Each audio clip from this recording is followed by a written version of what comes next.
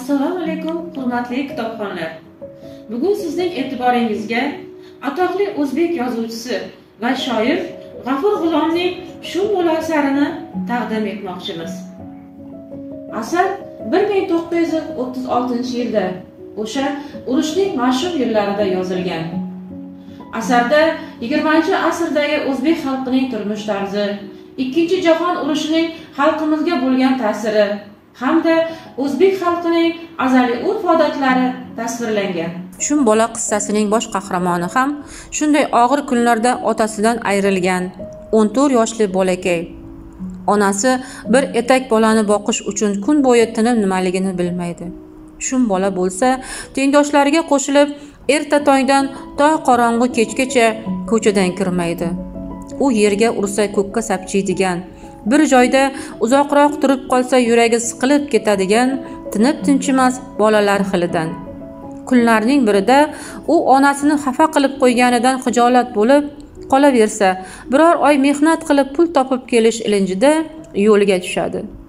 Uning Toshkent atrofidagi qishloqlarda kechadigan sarguzashtlariga sarguzasht ulanib, yarim yildan ortiq davom etadi. Mana shu vaqt mobaynida Shum bola bir-biridan qiziq voqealar ishtirokchisiga aylanadi. Pochchasi avaylab boqayotgan qimmatbaho qushlarga qatiq, suzma ichirib, harom o'ldirib qo'yadi. Do'sti omonga qo'shilib, sulton o'g'ri boshchiligidagi kisavurlar bilan tunni o'tkazadi. Ko'chmanchilar ovulida o'lik yuvib sharmanda bo'lishadi. Masjid imomning og'ilxonasida o'sallab qolgan ho'kiz o'rniga soppa-soq eshakni so'yib qo'yib, rasa kaltak yeydi. Shum bola qayerga bormasin, kim bilan to'qnashmasin, hamma joyda kattalarning o'ziga bepisand qarashi, qo'pol muomalasiga duch keladi. O'zlarini go'yo yetimning boshini silaydigan, himmatli qishlar qilib ko'rsatadigan noinsof odamlarga duch keladi. Uning navqiron kuchidan suv tekinib foydalanib qolishga urinadilar. Bu ham mayli, shu yosh bolani turli xil qing'irliklarga boshlovchilar ham topiladi. Garchi yuqorida aytganimizdek, bosh qahramon duch keladigan odamlarning ko'pchiligi ochko'z, xasis, nazari past kimsalar bo'lsa-da, bizning Shum bola bunday kimsalarni bir ko'rishda taniydi. Ularning chirkin muhitidan iloji boricha tezroq qutulish yo'llarini qidiradi va albatta topadi.